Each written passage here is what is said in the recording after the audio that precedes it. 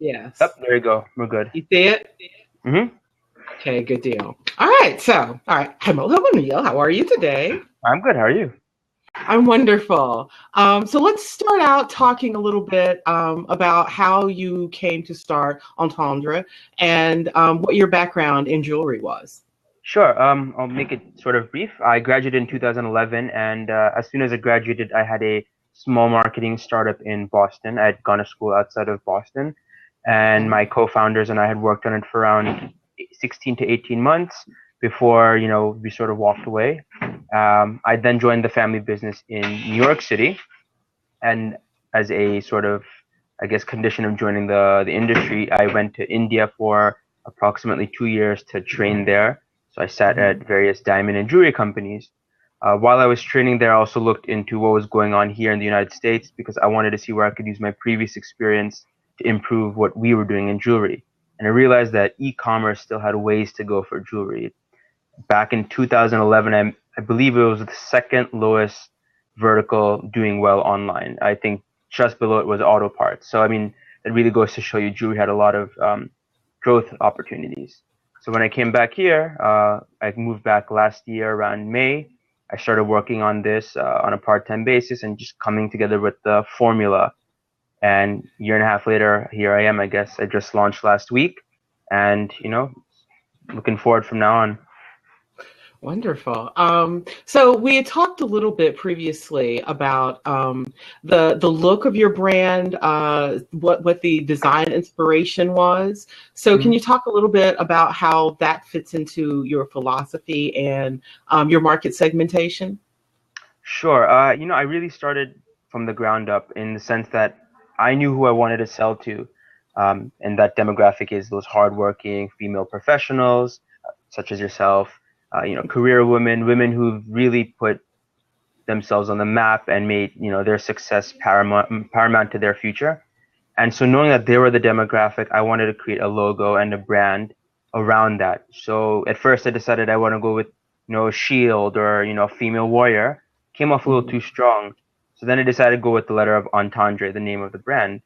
And I realized that the sharp angle, the look of the A, it really sort of spoke to the demographic that we wanted to work with in the future. And on top of that, a lot of jewelry design and specifically our designs incorporate the A, the triangle, that strong shape Right. that's embedded into the logo and branding. Visually, were you thinking of that? Because when I see that, it reminds me of focus. And when you talked before about, well, I think we had talked previously about jewelry being part of a personal reward that someone might give to themselves because women don't just wait for a man or significant other to give them jewelry anymore. We, pick out what we want and get it ourselves. And so the angles really spoke to me about like when you focused on something and you're rewarding yourself for having achieved a certain goal.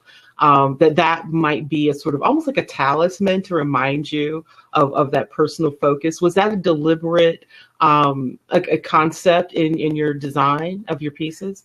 Actually, at first it wasn't, but when we were doing the logo and brand exercise, coming up with the different iterations and sort of choosing from what we'd come up with, a couple of them, as I mentioned, were they drew on like sort of military and might and warriors.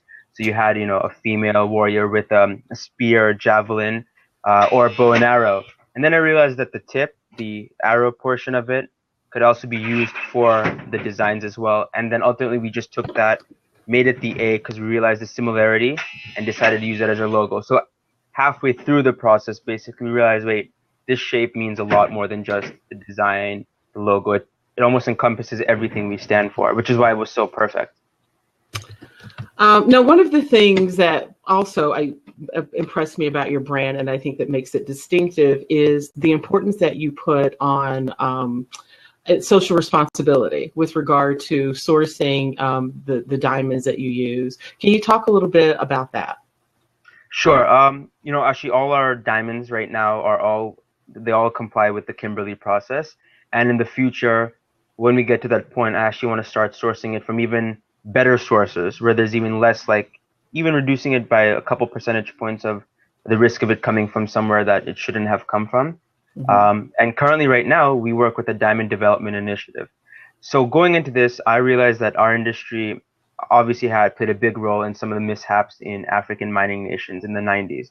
And so I feel like as a new retailer, as a new brand, it is our responsibility to sort of pay back for that sort of for those incidents that took place, um, because it was our fault, and I think we should own up to it. And now our industry has slowly become more comfortable with accepting that, and I wanted to make it, part of the brand from day one. I didn't want to make it a side story. I wanted to make it part of day one, so our customers knew that our interests were aligned with theirs as well. And we don't want our customers feeling guilty about buying product from us. Rather, I'd like them to feel happy knowing that the dollars that we're receiving from them, part of it will go back to have a direct impact on villagers, artisanal miners, creating educational facilities for these families, having a direct effect on these people who've been put back because of those incidents in the past. Right. Um, how do you make how are you making people aware of that? Is there like something on your website that informs them about that? Is it through your newsletter? So yeah, it's on the website. We link to them. We've actually put content embedded within the product grid as well, so that this is what the Diamond Development Initiative is. We have written up an article on our blog, and we try and make people aware of our partnership. But at the same time, I also think there's a fine line between making people aware and blatantly just promoting it for the sake of promoting it, which I think then cheapens the message as well. It's a big component of what we do, but at the same time, I don't want to take away from the value of having a charity partner by tweeting, LinkedIning, Facebooking, Instagramming constantly about them. So we try to make people aware, but we don't put it in their face. Well, I think in terms of brand value as a customer, certainly it would contribute to the brand's value, and that you're not just doing something nice for yourself. You're actually helping to be a part of a solution. Mm-hmm. That sounds like that was the deliberate part as well. What are you looking at in terms of the future of the brand? Where do you see it going? Sure, I'll lay out some ideas that I've had for like in terms of what I want the product to look like. But overall, I want Antandre to be the premier online place to go for fine fashion jewelry. I love and respect what Harry's did for shaving blades, Warby Parker did for eyewear, what a bunch of sites Casper's has done for mattresses. I believe that there's an opportunity for Antandre to be one of those for fine jewelry. There is no defined leader in this segment, especially online, and I think there's a lot of growth potential. So I'd like us in 5 years to be the go-to spot. I want us to be omni-channel by then. Not only selling online, having pop-up stores. Uh, One of the coolest things Warby Parker did a couple years ago was they had a bus that traveled across the U.S. I want to engage with the audience, and I want our audience to love us not just for our product, but for the story we represent. And that'll take time. Brand building is not an overnight process, but that's where I expect us to be in 5 to 7 years. From the social standpoint, I actually want to do more. I want to get to the point where every component of my jewelry is fair trade. For example, the gold is 100% certified conflict free. So whether it's sourcing the diamonds from Canada or working with miners directly, working with Diamond Development Initiative to source product directly from the artisanal miners, and making sure that every product, every step of our way, we're doing good. We're not causing issues. We're not adding to a problem. Rather, we're solving it. So Right. that's where I sort of want to see Antandre grow to in a couple of years from now. What has been the most surprising thing to you as you've moved towards the launch and then since the launch? So I guess that's a two-part question. What has been the most surprising thing getting up to the launch and then post-launch? Yeah. So what really surprised me, and not so much with Antandre, is that a couple of years ago, you'd be hard pressed to find people who are willing to spend more than a couple $100 to buy jewelry online. And coming up to like pre-launch this past year, because I also work, with my family business and we're in the wholesale segment. We also do online marketplace selling through, Amazon and Overstock, and people are now comfortable buying very expensive pieces of jewelry online, which is awesome because I know that Antandre has a chance now. It might have not had that opportunity 5 years ago, but I think as the e-commerce market has begun to mature, people are actually very okay throwing lots of money for products online, which is great. Because if you ask someone 5, 10 years ago, I doubt they'd have been okay doing that.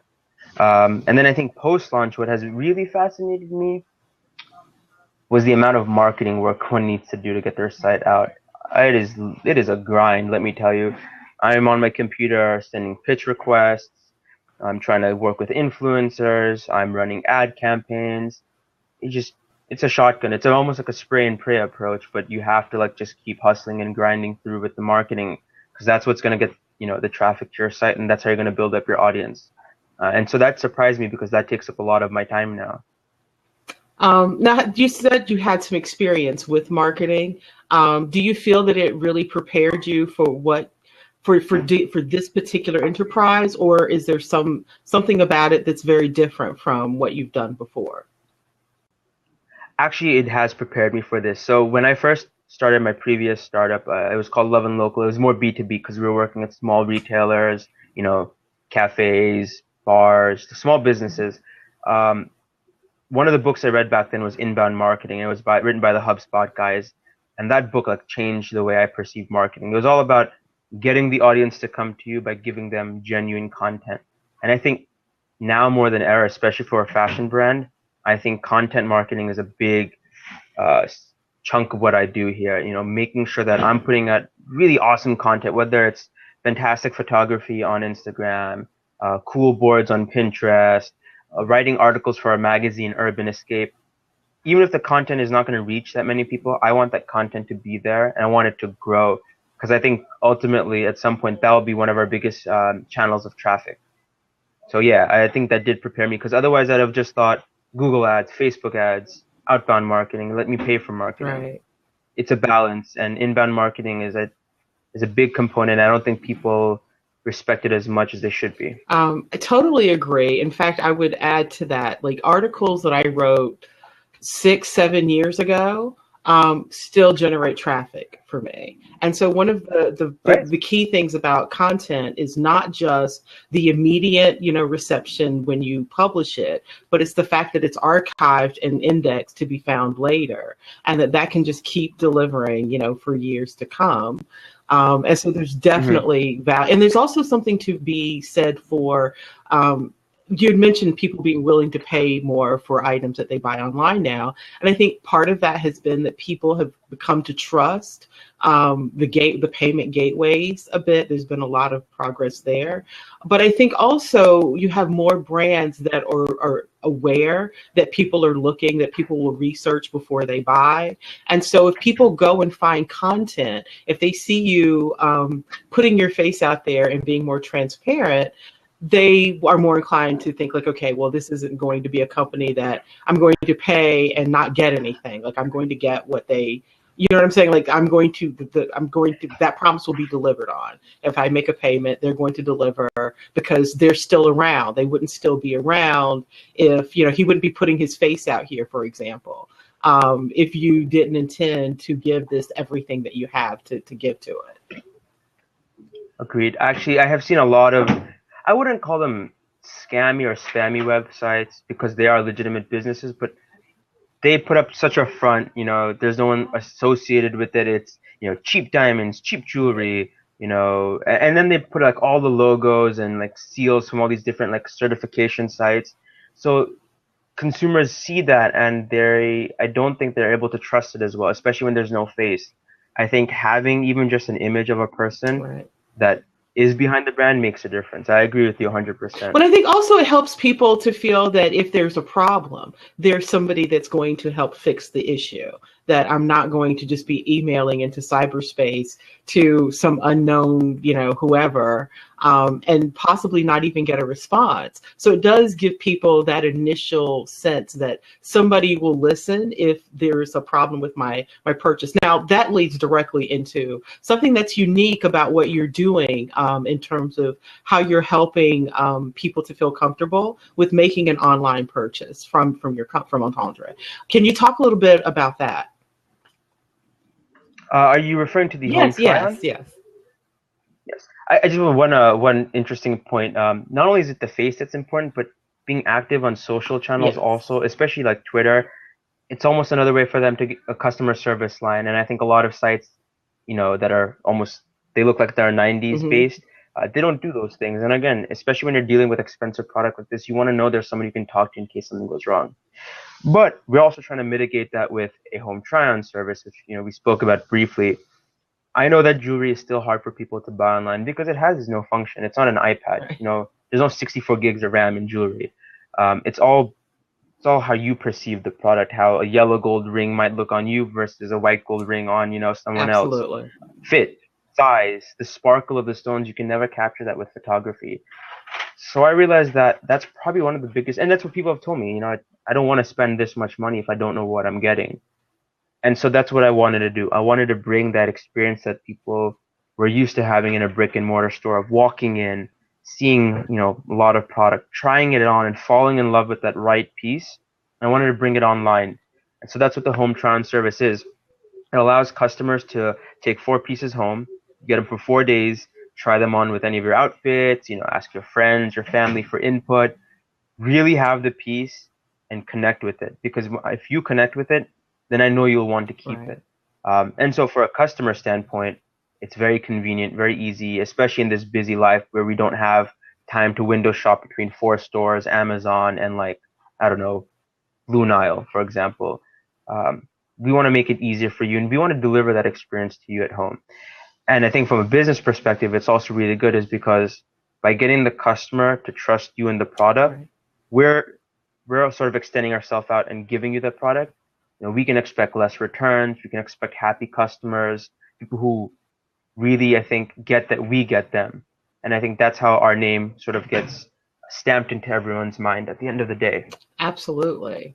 Um, One of the things that I was curious about was I talked to you previously about incentives, and I thought about like what kind of incentives do people want that have nothing to do with something that would cost you, for example. And so I'm just curious, like how often do you add new pieces or new collections, or do you have a time schedule for that, or is it something that's more random?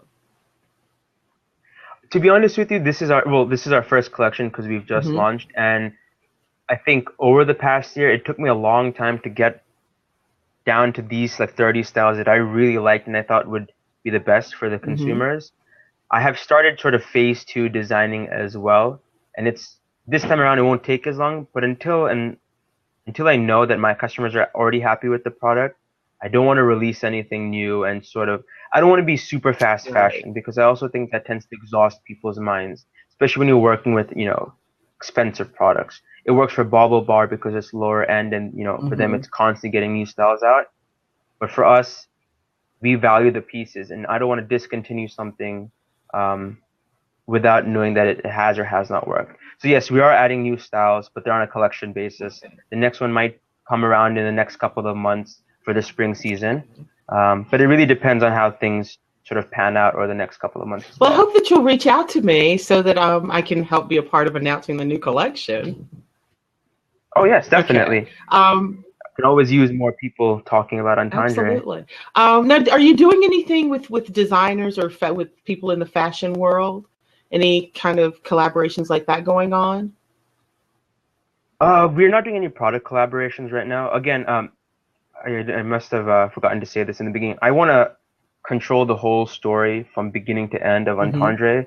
So I'm not ready, or if I'll ever be ready to sort of introduce a collaboration. Like, look at Apple.